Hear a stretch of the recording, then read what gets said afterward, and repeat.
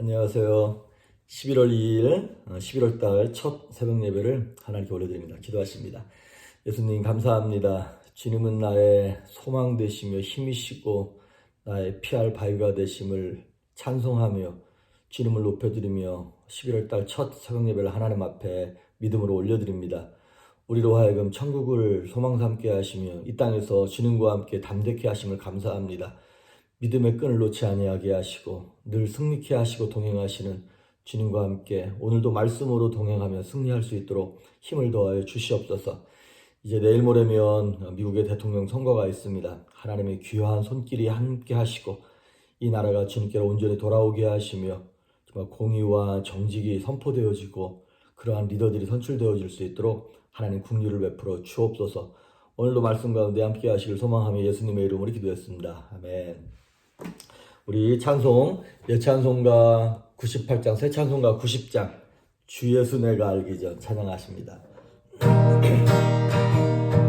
주 예수 내가 알기 전 날 먼저 사랑했네. 그 크신 사랑 나타내 영원 거듭났네.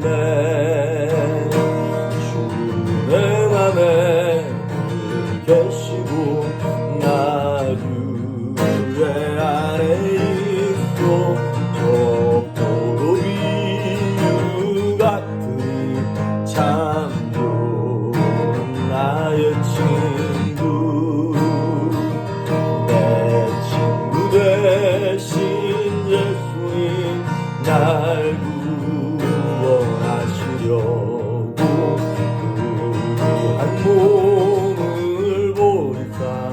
내 죄를 대속했네. 나 주님을 믿으며 그 손을 의지하고 내 몸과 마음을 바쳐서 끝까지 충성하리.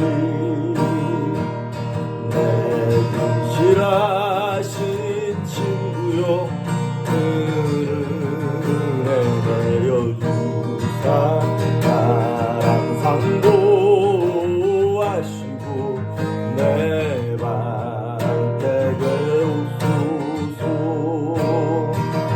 그 풍성한 사랑을 미은이 끈을 쏘냐 날 구원하신 예수 참 좋은 나의 친구. 아멘. 오늘 우리에게 주시는 하나님의 말씀은 마태복음 5장 33절에서 37절에 있는 말씀입니다. 마태복음 5장 33절에서 37절에 있는 말씀까지 제가 봉독해 올립니다. 또 옛사람에게 말한 바 헛맹세를 하지 말고 내 맹세한 것을 주께 지키라 하였다는 것을 너희가 들었으나 나는 너희에게 이르노니 도무지 맹세하지 말지니 하늘로도 하지 말라. 이는 하나님의 보좌이며 땅으로도 하지 말라. 이는 하나님의 발등상이며 예루살렘으로도 하지 말라. 이는 큰 임금의 성이며 내 머리로도 하지 말라. 이는 네가 한 터럭도 희고 검게 할 수 없음이라. 오직 너희 말은 옳다 옳다 아니라 아니라 하라. 이에서 지나는 것은 악으로부터 나느니라. 아멘.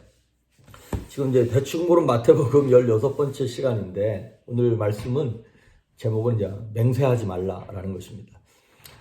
세상 사람들은 거짓말을 대수롭지 않게 생각하는 경향이 있습니다. 너무나 쉽게 생각하는 것 같습니다.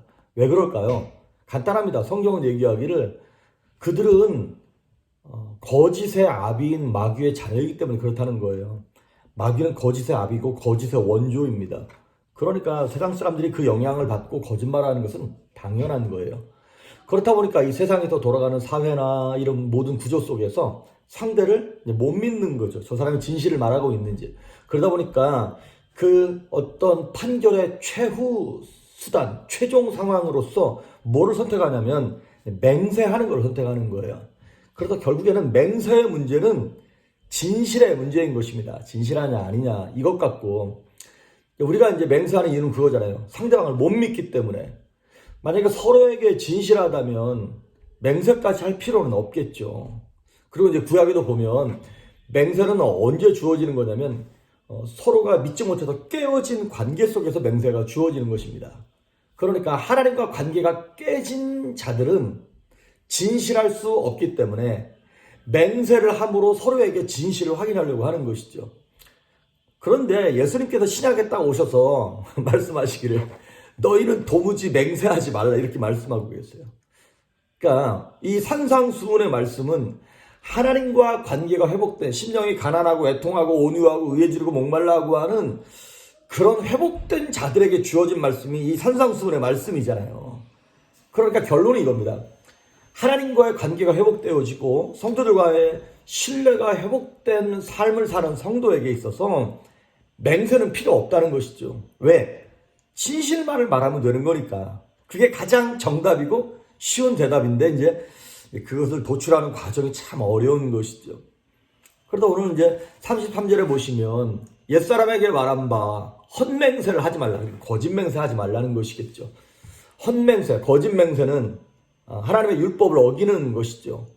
그 제3계명에 하나님의 이름을 망령되이 일컫지 말라 그러는데 우리가 이제 뭐 미국 대통령 선거가 이제 얼마 안 남았는데 보면 그 성경에다가 하나님의 말씀 위에다가 이렇게 선서하고 이렇게 뭐 맹세하지 않습니까?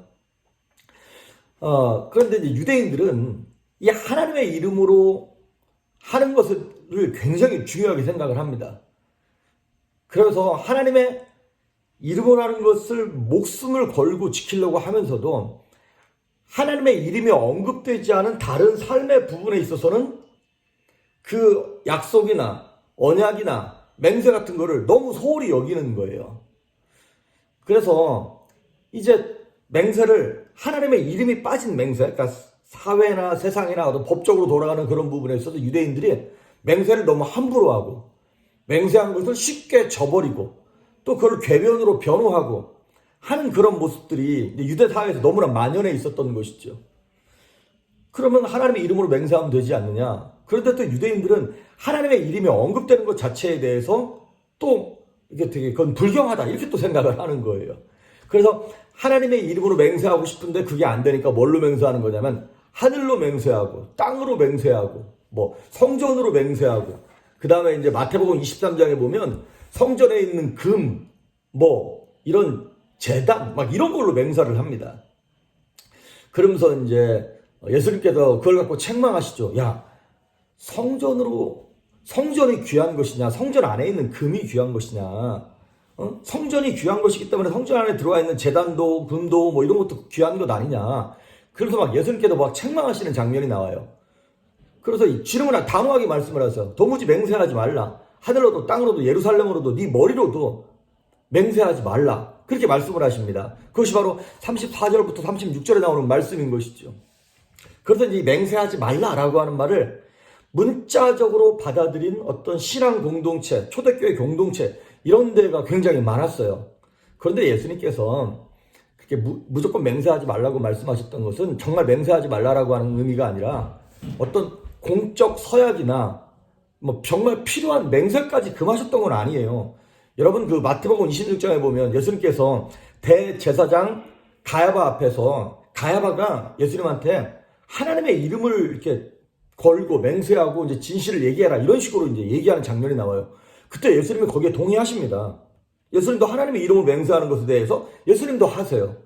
그리고 사도 바울도 로마서 1장, 고린도후서 1장 이제 보면 여러 곳에서 맹세하는 장면이 나와요. 그러면 예수님께서 여기 말씀하신 도무지 맹세하지 말라라 그래서 우리가 서약이나 맹세를 하지 말아야 되는 것이냐?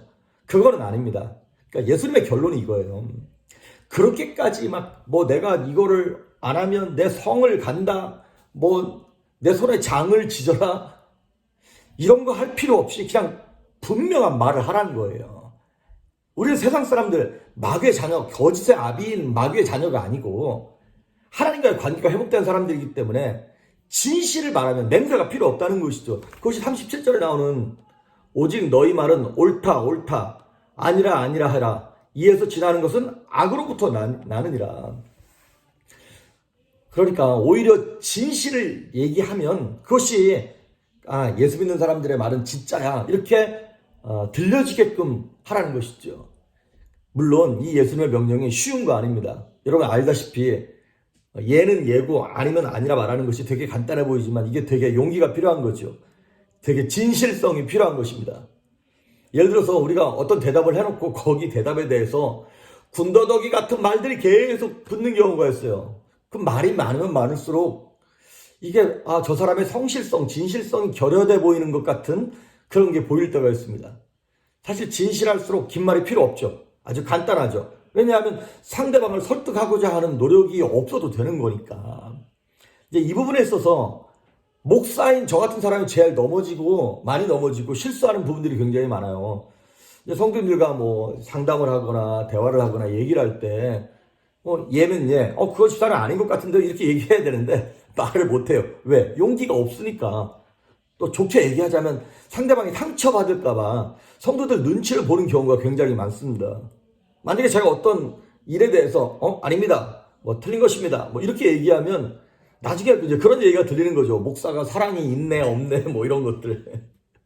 그래도 이제 그러니까 진리가 아닌 경우를 빼고는요. 저는 가능한 한 제 의견을 말하지 않습니다. 성도님들이랑 얘기할 때 그러시다고 이렇게 얘기하고 듣고 넘어가요. 그리고 이제 어떻게 들어도 모호한 대답을 하는 경우가 많아요. 왜 그 전라도 사투리 가운데 거시기 이런 거 있잖아요. 거시기가 거시기 하게 하시면 되겠네요. 그러면 상대방은 그냥 자기가 알아서 들어. 자기 편한 대로 그렇게 알아들어요. 이제 그거 사실 잘못된 거죠. 이게 맞으면 맞다, 틀리면 틀리다고 얘기를 해야 되는 것이, 그것이 정말 상대를 위한 것이라면 그래야 되는데, 이제 저는 이제 목사다 보니까 품어야 되는 그게 많지 않습니까?